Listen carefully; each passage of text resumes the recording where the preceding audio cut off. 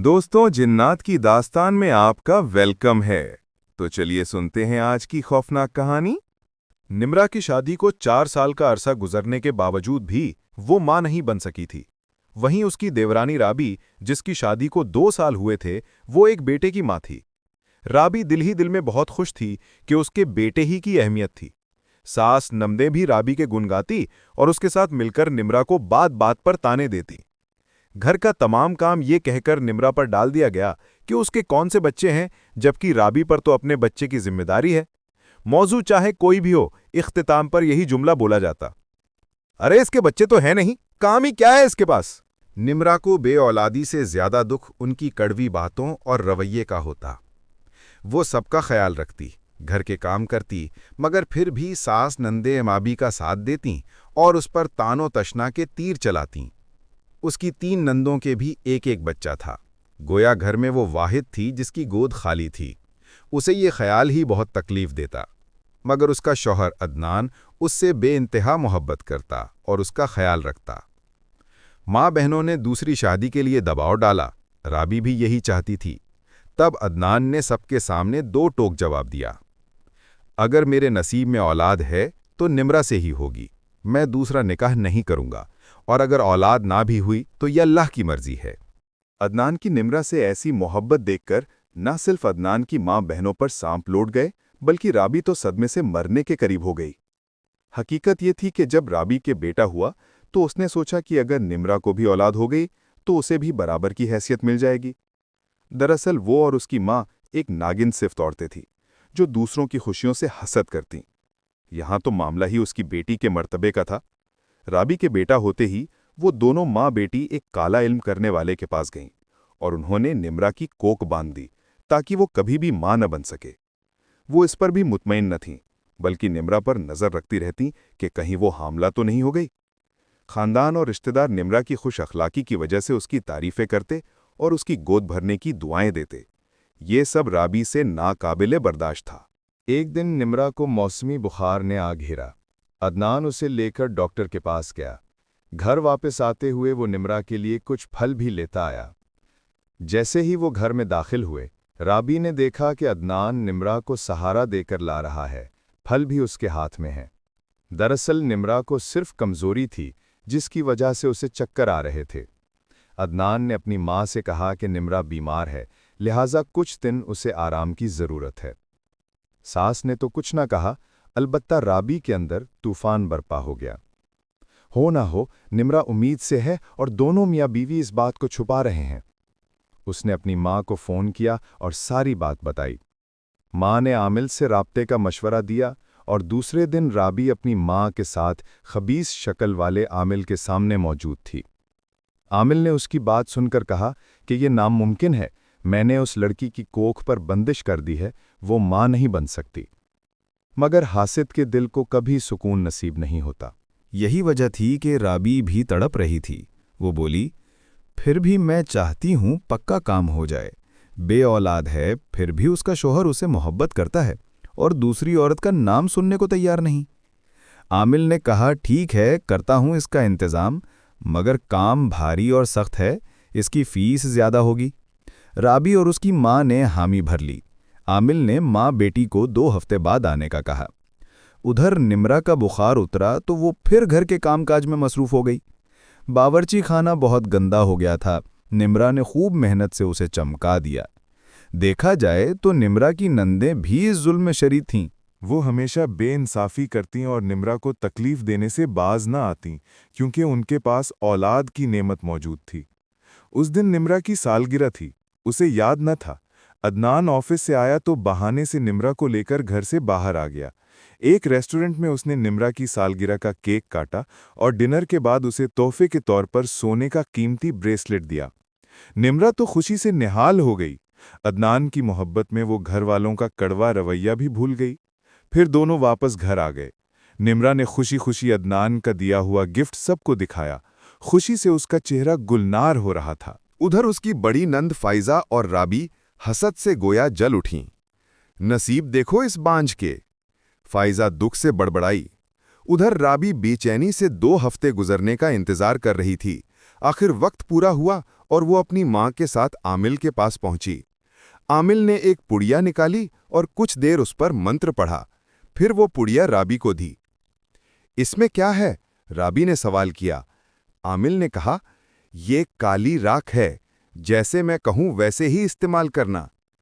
राबी के चेहरे पर बेयकीनी थी, गोया वो इस राख से मुतमईन न थी। आमिल उसकी कैफियत भांप गया और पुरस्रार अंदाज में बोला, अरे तू क्या समझ रही है, ये काली राख नहीं, काली मौत है।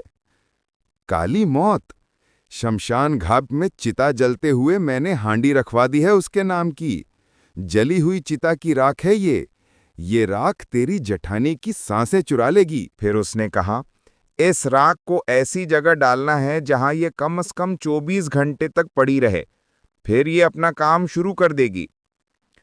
राबी ने सर हिलाया और कई करारे नोट आमिल के हवाले किए और घर आ गई।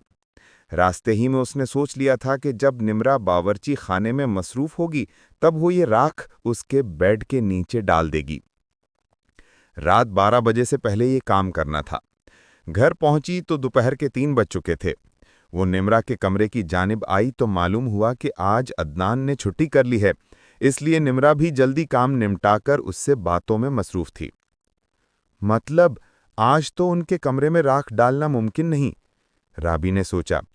12 बजे से पहले ये काम करना है। उसके जहन में एक ख्याल आया कि निम्रा को ज्यादा वक्त बावर्ची खाने में गुजरता है, क्यों ना उसे वहां डाल दूं। वो किचन में आई तो पूरा किचन चमक रहा था। सफ़ेद टाइल्स गोया नए मालूम होते थे। ये सब निम्रा की सलीकामंदी थी। उसने बावर्ची खाने का जायजा लिया। सफ़ेद टाइल्स पर राख साफ दिख जाएगी। ऐसी कौन सी जगह है जहां ये 24 घंटे पड़ी रहे? उसकी नज़र चूल्हे पर पड़ी। अगर ये राख चूल्हे के नीचे फैला दूं, यही जगह ठीक है। उसने वो राख चूल्हे के नीचे फैला दी, फिर अपने कमरे में आ गई। उसका इंतजार फिर शुरू हो चुका था। निम्रा एक दिन के वक्फे से किचन की मुकम्मल सफाई करती थी, क्योंकि तमाम काम उसी के जिम्मे थे। दूसरी रात 12 बजे तक उस राख की मौजूदगी को 24 घंटे गुजर चुके थे। चूल्हे के नीचे सरसराहट शुरू हो चुकी थी। आधी रात में जब तमाम लोग नींद में गर्क थे, चूल्हे के नीचे से गाढ़ा धुआं निकला और फिर रफ्तार से फैलने लगा, गोया जल्दी जल्दी अपनी जगह बना रहा हो। दीवार पर तैरते हुए धुआं बिजली के सॉकेट तक पहुंचा और फिर प्लग के सुराखों में से अंदर दाखिल हो गया और कुछ कैबिनेट्स में चला गया, गोया वहां मुस्तकिल रिहाइश इख्तियार कर ली हो। दूसरे दिन निम्रा मामूल के मुताबिक अपने काम में मसरूफ हुई। उसे अपनी तबीयत में कुछ भारीपन महसूस हुआ। 2-3 दिन गुजर गए। आखिर जुमे का दिन आया। निम्रा ने काम से फारिग होकर गुस्ल किया और अल्लाह की बारगाह में खड़ी हो गई। नमाज और तिलावत से फारिग होकर वो शाम के खाने की तैयारी के लिए बावर्ची खाने में आ गई। निम्रा सब्जी बना रही थी, अचानक उसके सामने रखा हुआ बर्तन खुद ब खुद जोरदार आवाज से जमीन पर गिर पड़ा। निम्रा उसे हैरत से देख ही रही थी कि उसके पीछे काले धुएं की एक रस्सी ने उसके गले को जकड़ लिया, जिससे उसकी आवाज घुट कर रह गई। घर के मर्द ऑफिस में थे, जबकि औरतें दोपहर के खाने के बाद आराम कर रही थीं। चूल्हे की आंच, जो कि धीमी थी, अचानक बुलंद हुई और रबड़ के पाइप तक पहुंच गई। बस एक धमाका हुआ और निम्रा कोयले में तब्दील हो गई। इलाके के मकीन उनके घर के सामने जमा हो गए। पुलिस, फायर ब्रिगेड, अवाम का रश, कहराम बरपा हो गया था। घर की खवातीन के मुताबिक निम्रा किचन में खाना पका रही थी कि यह हादसा हो गया। गैस के पाइप में आग लगने के बायस ये सब हुआ। मीटर से लेकर चूल्हे की फिटिंग सब कुछ बिल्कुल ठीक था। अदनान तो गोया जिंदा लाश की मानिंद हो गया था। उसके वहमो गुमान में भी ना था कि निम्रा उसे छोड़कर चली जाएगी। अदनान का भाई यानी राबी का शौहर भी सदमे में था। उसकी भाभी तो फरिश्ता थी। इतने बड़े हादसे के बाद भी निम्रा की सास नंदें लोगों के सामने मगरमच्छ के आंसू बहा रही थीं। फायजा तो अपने भाई की दूसरी शादी का इरादा कर रही थी। बड़ा ही दिलखराश मंजर था। जब निम्रा का जनाजा उठने लगा तो उसके भाइयों ने रोते हुए कहा, हम अपनी बहन का मामला अल्लाह के सुपुर्द करते हैं, वही इंसाफ करने वाला है। अदनान तो सकते में था। बहरहाल तमाम लोग निम्रा की मौत पर आंसू बहा रहे थे, सिवाय उन 2 माँ बेटियों के। राबी ने अपनी माँ से कहा, सच कहा था उसने, ये राख नहीं, काली मौत है। कुछ दिन गुजरे। निम्रा की नंदों ने घर में ही डेरा डाल लिया। अदनान को घर में बेचैनी और घबराहट होने लगती। कभी निम्रा की यादें उसको रुलाती उसे अपनी बहनों और भाभी का रवैया भी याद आता। उसने बॉस से कहकर अपना तबादला दूसरे शहर में करवा लिया और अपना घर छोड़ दिया। अब राबी अकेली उस घर की मालिक थी। 1 साल गुजर गया, किसी को निम्रा याद न थी, सिवाय अदनान के। उस दिन राबी के बेटे की दूसरी सालगिरह थी। राबी और उसकी नंदों ने खूब हल्ला गुल्ला किया, फिर 2 बजे सोने के लिए लेट गईं। बावर्ची खाने में चूल्हे के नीचे कुछ आहटें उभरीं और चूल्हे के दरमियान स्टील पर एक चेहरा जाहिर होना शुरू हुआ। ये एक जला हुआ चेहरा था, जिसके बाल सीधे और खड़े हुए थे। इस चेहरे की आंखों से आंसू बह रहे थे। फिर उस पर तकलीफ के आसार नमूदार हुए, गोया अजाब में और हो। आखिर में उस चेहरे पर एक मुस्कुराहट नमूदार हुई, फातिहाना मुस्कुराहट, और फिर सब गायब हो गया। राबी का बेटा अपने कमरे में खेल रहा था। राबी लाउंज में किसी से फोन पर बात कर रही थी। बच्चे के ऐन सर पर एक बिजली का बोर्ड था। उस प्लग में से काला धुआं बाहर आया और बच्चे के कान में घुस गया। न जाने बच्चे को क्या सूझी कि वो स्टूल पर चढ़कर बिजली के बोर्ड के अंदर झांकने लगा। उसके हाथ में एक धाती क्लिप थी। बच्चे ने बेखबरी में उस क्लिप को प्लग में घुसाने की कोशिश की। करंट का जबरदस्त झटका लगा और बच्चा उससे चिपक गया। थोड़ी देर बाद बेजान लाश स्टूल से नीचे गिर गई। कमरे की वायरिंग में आग लग चुकी थी। बोर्ड में से काला धुआं निकल कर दीवारों को काला कर रहा था। रॉबी ये मंजर देखकर अपने हवास खो बैठी। सीने पर हाथ मार मार के आधी मरी हो गई, गोया जिंदा लाश।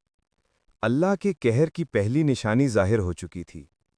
जमीन की मखलूक़ात जो जुल्म के खिलाफ हैं, वो मजलूमों का बदला लेने पहुंच गई थीं। अब जालिमों को जिंदा लाश बनना था। रॉबी गोया उस सदमे से मर चुकी थी। घर में खौफ का माहौल था। बल्ब की रोशनी भी अंधेरों को कम न कर सकी। दीवारों का रंग भी स्याही माइल हो गया था।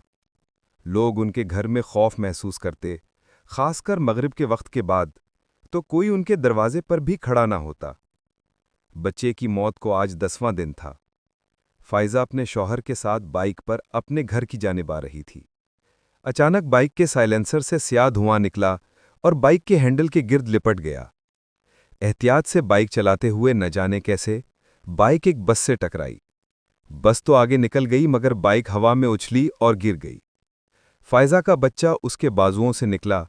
उसका नाजुक सर सड़क से टकराया और खून बहने लगा। फायजा का सीधा हाथ टूट चुका था। वो तकलीफ से चीखें मार रही थी। जल्दी से लोगों ने उन्हें उठाया और करीबी अस्पताल ले गए।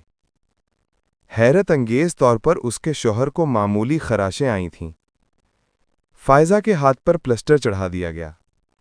उसका बच्चा दिमाग की चोट के बायस बच न सका। फायजा की रूह भी निकल चुकी थी, बस सांसें चल रही थीं।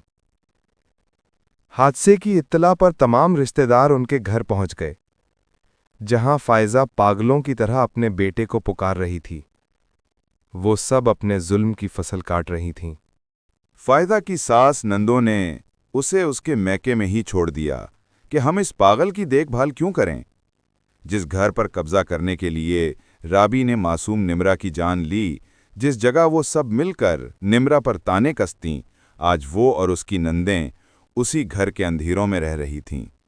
कुछ दिन बाद राबी की सास की खामोश मौत वाक़ई हो गई।